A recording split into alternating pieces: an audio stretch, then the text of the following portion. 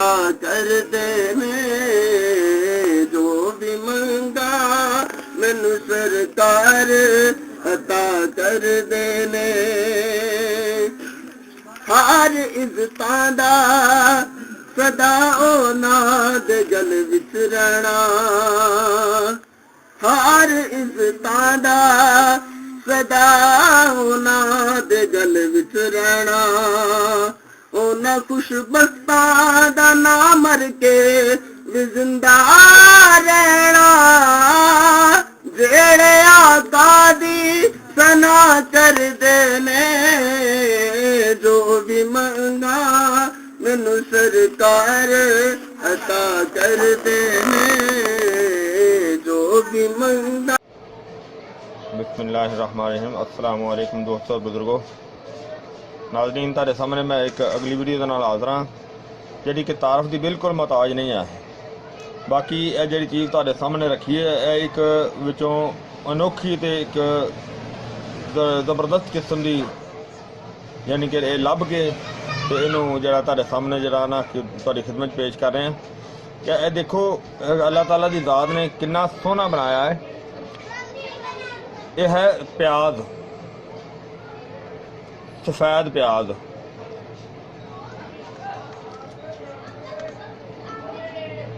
बहुत ही खूबसूरत है और सफ़ेद प्याज के जोड़े ने बहुत ज़्यादा इहदे खूबियां ने। प्याज तो दूसरा भी अच्छा है लेकिन सफ़ेद प्याज जरा ना ये हिकमत के लिहाज नाल बहुत ज़्यादा इस्तेमाल किया जाता है और ज़्यादा अच्छा होंदा है और ज़्यादा कीमती होंदा है, ज़्यादा वधिया होंदा है, ज़्यादा फ़ायदे वाला होंदा है और इनके बहुत ही ज़्यादा फ़ायदे ने। निज़ाम हज़म वास्ते भी बहुत बेहतर है, सलाद वगैरह दे विच भी इस्तेमाल बहुत ज़्यादा होंदा है। लेकिन हिकमत के लिहाज नाल इहदा पानी कढ़ के कम अज़ कम इस सफ़ेद प्याज का 1 किलो पानी कढ़ के और अद्धा किलो शहद दे विच उहनूं अच्छी तरह मिक्स करके तो उहनूं हल्की आंच ते रख के पका के 1 चम्मच रोज़ाना का इस्तेमाल किया जाए। ये ताकत वास्ते बड़ी ही ज़बरदस्त तो बड़ी अच्छी तो बड़ी वधिया तो बड़ी ज़बरदस्त चीज़ बन जाती है। और इस तो अलावा इनू आम पंजाबी की ज़बान दे विच गंढा किया जाता है और इनू होर मुख्तलिफ ज़बानों के विच इहदा मुख्तलिफ नाम जिहड़ा ना वो लिया जाता है। जिस तरह कि अरबी दे विच इनू बसल किया जाता है और ये आम इंडिया पाकिस्तान वगैरह आम इलाकों के विच आम मुल्कों के विच पाया जाता है और इसके अंदर बहुत ही ज़बरदस्त जरासीम ख़त्म करने की सलाहियत रखता है।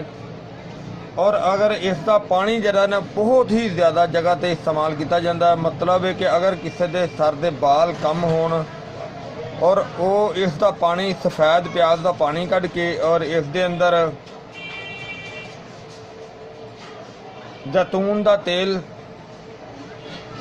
वो मिक्स करके, यानी कि 2 चम्मच इहदे 1 चम्मच जैतून के तेल का मिक्स करके वो अगर डेली लगाया जाए तो इस दे नाल आस्ता आस्ता बाल भी आ जाते हैं। और इस तो अलावा अगर औरतां इनू अपने सर ते लगान इस तरीके दे नाल ही वालों को बेहतरीन लंबिया करता है, मुलायम बनाता है और खूबसूरत बनाता है। इस दे नाल बेहतर ज़बरदस्त बाल होंदे ने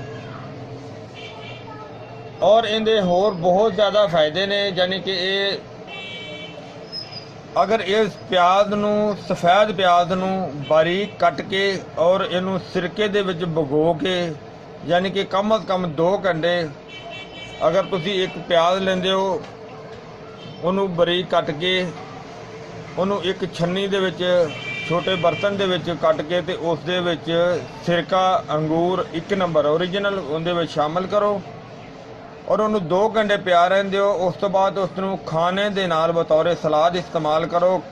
हाजमे वास्ते बहुत ही ज़बरदस्त है और इस दे नाल तकरीबन हर बीमारी जिहड़ी है वो ख़त्म होंदी है। उस तो अलावा ये सिरका जिहड़ा है वो इस्तेमाल करना सुन्नत है और नबी पाक सल्लल्लाहु अलैहि वसल्लम दा फरमान है कि जिहड़े भी तुसी मुल्क दे विच जाओ सब तो पहले जाके उतों का प्याज जरा ना वो खा लो ताकि तुहाडे ते कोई बीमारी किसी किस्म की हमला नहीं करेगी। देखो अल्लाह ताला की ज़ात का एक ऐसा साडे ते अल्लाह पाक की ज़ात मेहरबान है कि एक चीज़ के इस्तेमाल करन दे नाल देखो कोई बीमारी हमला नहीं करती। तो खुराक की खुराक है, दवाई की दवाई है।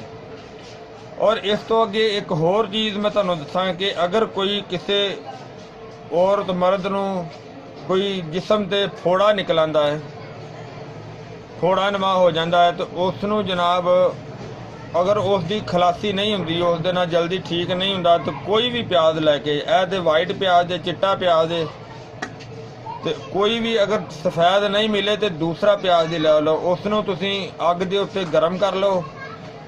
ਗਰਮ ਕਰਨ ਤੋਂ ਬਾਅਦ ਉਸ ਨੂੰ ਉਸ ਫੋੜੇ ਦੇ ਉੱਤੇ ਬੰਨ੍ਹ ਦਿਓ। ਇਹ ਤਕਰੀਬਨ ਚੰਦ ਘੰਟਿਆਂ ਬਾਅਦ ਉਹ ਫੋੜੇ ਨੂੰ ਨਰਮ ਕਰਕੇ ਤੇ ਉਸ ਦਾ ਜਿਹੜਾ ਨਾ ਮੂੰਹ ਬਣਾ ਕੇ ਉਸ ਨੂੰ, ਉਸ ਦੇ ਨਾਲ ਜਲਦੀ ਖਲਾਸੀ ਹੋ ਜਾਏਗੀ, ਉਸ ਦੇ ਨਾਲ ਜਲਦੀ ਜਿਹੜਾ ਨਾ ਉਹ ਬਿਹਤਰ ਹੋ ਜਾਏਗਾ। ਔਰ ਇਸ ਤੋਂ ਇਲਾਵਾ ਹੋਰ ਇਸ ਦਾ ਇਹ ਫਾਇਦਾ ਕਿ ਅਗਰ ਅਚਾਨਕ ਘਰ ਵਿੱਚ ਕਿਸੇ ਨੂੰ ਅੱਲਾ ਨਾ ਕਰੇ ਹੈਵੇ ਦੀ ਸ਼ਿਕਾਇਤ ਹੋ ਜਾਂਦੀ ਹੈ, ਜਿਸ ਦੇ ਵਿੱਚ ਉਲਟੀਆਂ ਬਹੁਤ ਜ਼ਿਆਦਾ ਆਉਂਦੀਆਂ ਨੇ, ਤੇ ਪਿਆਜ਼ ਦਾ ਪਾਣੀ ਕੱਢ ਕੇ ਇੱਕ ਚਮਚ ਪਾਣੀ ਦਾ ਅਗਰ ਬੱਚਾ ਹੈ ਤਾਂ ਉਹਨੂੰ ਅੱਧਾ ਚਮਚ ਪਿਆ ਦਿਓ, ਵੱਡਾ ਹੈ ਤਾਂ ਉਹਨੂੰ 1 ਚਮਚ ਪਿਆ ਦਿਓ।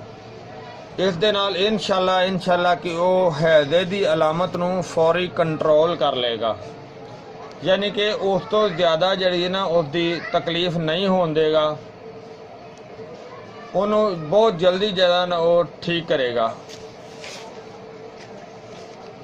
ਦੇਖੋ ਅੱਲਾਹ ਤਾਲਾ ਦੀ ਜ਼ਾਤ ਨੇ ਇੱਕ ਪਿਆਜ਼ ਦੇ ਵਿੱਚ ਕਿੰਨੀਆਂ ਜ਼ਿਆਦਾ ਸ਼ਿਫਾਵਾਂ ਰੱਖੀਆਂ ਨੇ, ਔਰ ਇਸ ਦਾ ਜਿਹੜਾ ਨਾ ਜ਼ਿਆਦਾ ਜਿਹੜਾ ਇਸਤੇਮਾਲ ਹੈ ਉਸ ਦਾ ਹੋਰ ਬਹੁਤ ਜ਼ਿਆਦਾ ਇੱਕ ਫਾਇਦਾ ਹੈਗਾ ਹੈ ਕਿ ਇਸ ਦੇ ਨਾਲ ਮਸਾਨੇ ਦੀ ਪ੍ਰੋਬਲਮ, ਯਾਨੀ ਕਿ ਪਿਸ਼ਾਬ ਦਾ ਮਸਲਾ ਨਹੀਂ ਬਣਦਾ, ਯਾਨੀ ਕਿ ਇਹ ਪਿਸ਼ਾਬ ਨੂੰ ਖੋਲ੍ਹਦਾ ਵੀ ਹੈ। ਅਗਰ ਔਰਤਾਂ ਦਾ ਮਸਾ ਜਿਹੜਾ ਮੈਂਸਸ ਦਾ ਪੀਰੀਅਡ ਦਾ ਹੁੰਦਾ ਹੈ ਉਹਦੇ ਵਾਸਤੇ ਵੀ ਬਿਹਤਰ ਹੈ, ਉਹਨੂੰ ਵੀ ਬਿਹਤਰੀਨ ਫਾਇਦਾ ਦਿੰਦਾ ਹੈ। ਔਰ ਇਹਦਾ ਇਸਤੇਮਾਲ ਜਿਹੜਾ ਹੈ ਨਾ ਉਹ ਤਬੀਅਤ ਨੂੰ ਬਹੁਤ ਜ਼ਿਆਦਾ ਨਰਮ ਰੱਖਦਾ ਹੈ, ਯਾਨੀ ਕਿ ਇੰਨੀ ਅੱਛੀ, ਇੰਨੀ ਜ਼ਬਰਦਸਤ ਜਿਹੜੀ ਨਾ ਇਹ ਚੀਜ਼ ਹੈ।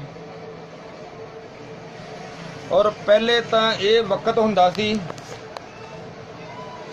ਕਿ ਜਦੋਂ ਆਮ ਲੋਕ ਖਾਸ ਕਰਕੇ ਦੁਪਹਿਰ ਦੇ ਵਕਤ, ਹੁਣ ਤੇ ਦੌਰ ਹੋਰ ਹੋ ਗਿਆ, ਉਦੋਂ ਲੋਕ ਇਸ ਤਰ੍ਹਾਂ ਕਰਦੇ ਸੀ ਕਿ ਛੁਰੀ ਦਾ ਵੀ ਇਸਤੇਮਾਲ ਘੱਟ ਹੁੰਦਾ ਸੀ, ਜਿਹਦੇ ਨਾਲ ਇਹਦਾ ਫਾਇਦਾ ਜ਼ਿਆਦਾ ਹੁੰਦਾ ਸੀ।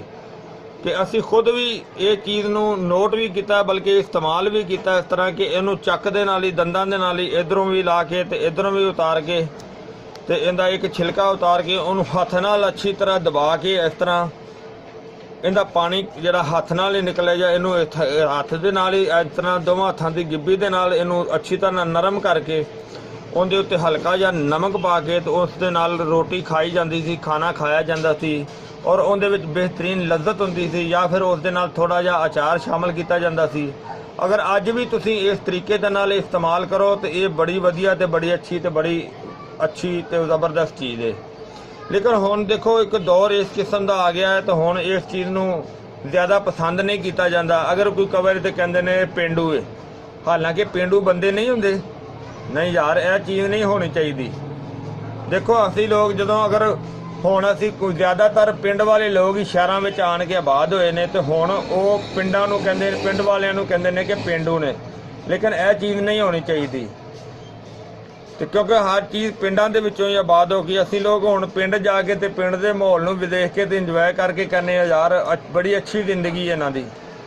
ਤੇ ਦੇਖੋ ਇਹ ਚੀਜ਼ਾਂ ਸਗੋਂ ਜਿਹੜੀਆਂ ਨੇ ਇਹ ਇੱਕ ਤੇ ਦੇਸੀ ਵੀ ਨੇ, ਦੂਸਰਾ ਕਦੀਮ ਜ਼ਮਾਨੇ ਤੋਂ ਇਸਤੇਮਾਲ ਕੀਤੀਆਂ ਜਾਂਦੀਆਂ ਨੇ। ਅਗਰ ਅੱਜ ਵੀ ਅਸੀਂ ਇਸੇ ਤਰੀਕੇ ਨਾਲ ਇਸਤੇਮਾਲ ਕਰੀਏ ਤੇ ਇਨਸ਼ਾਅੱਲਾ ਉਸ ਦਾ ਫਾਇਦਾ ਜਿਹੜਾ ਨਾ ਬਹੁਤ ਜ਼ਬਰਦਸਤ ਤੇ ਬਹੁਤ ਜ਼ਿਆਦਾ ਹੁੰਦਾ ਹੈ। ਮੈਂ ਇਨਸ਼ਾਅੱਲਾ ਤੁਹਾਨੂੰ ਇੱਕ ਵੀਡੀਓ ਹੋਰ ਜਿਹੜੀ ਨਾ ਇੱਕ ਬਿਹਤਰੀਨ ਦੇਸੀ ਮਾਹੌਲ ਦੇ ਨਾਲ ਅਨਕਰੀਬ ਬਣਾ ਕੇ ਸੈਂਡ ਕਰਾਂਗਾ, ਜਿਹੜੀ ਕਿ ਸਿਰਫ ਮਿੱਟੀ ਦੇ ਬਰਤਨਾਂ ਤੇ ਮੁਸ਼ਤਮਲ ਹੋਏਗੀ। ਲੇਕਿਨ ਹੁਣ ਮੈਂ ਇੱਥੇ ਇਹਨਾਂ ਲਫ਼ਜ਼ਾਂ ਤੇ ਹੀ ਇਹ ਵੀਡੀਓ ਨੂੰ ਐਂਡ ਕਰਨਾ ਵਾ ਇਸ ਵਜ੍ਹਾ ਤੋਂ ਕਿ ਕਿਉਂਕਿ ਵੀਡੀਓ ਲੰਬੀ ਹੋ ਜਾਏਗੀ। ਫਿਰ ਮੈਂ ਹੁਣ ਮੈਨੂੰ ਉਮੀਦ ਹੈ ਇਨਸ਼ਾਅੱਲਾ ਕਿ ਇਹ ਵੀਡੀਓ ਤੁਹਾਨੂੰ ਅੱਛੀ ਲੱਗੀ ਹੋਈ ਹੋਵੇਗੀ। ਇਹਨੂੰ ਤੁਸੀਂ ਲਾਈਕ ਕਰਿਓ, ਸ਼ੇਅਰ ਕਰਿਓ, ਸਬਸਕ੍ਰਾਈਬ ਕਰਨਾ ਬਿਲਕੁਲ ਨਹੀਂ ਭੁੱਲਣਾ। ਔਰ ਵੀਡੀਓ ਦੇ ਥੱਲੇ ਜਿਹੜਾ ਬਟਨ, ਬੈਲ ਦਾ ਬਟਨ ਹੈ, ਬੈਲ ਦਾ ਨਿਸ਼ਾਨ ਹੈ, ਉਹ ਲਾਜ਼ਮੀ ਦਬਾਇਓ ਤਾਂ ਕਿ ਨਵੀਂ ਵੀਡੀਓ ਆਉਣ ਵਾਲੀ ਜਿਹੜੀ ਹੈ ਤੁਹਾਨੂੰ ਬਆਸਾਨੀ ਮਿਲ ਸਕੇ। ਇਨਸ਼ਾਅੱਲਾ ਅਗਲੀ ਵੀਡੀਓ ਨਾਲ ਫਿਰ ਮਿਲਾਂਗੇ। ਇਜਾਜ਼ਤ, ਅੱਲਾ ਹਾਫਿਜ਼, अस्सलामु अलैकुम वरहमतुल्लाहि वबरकातुहू।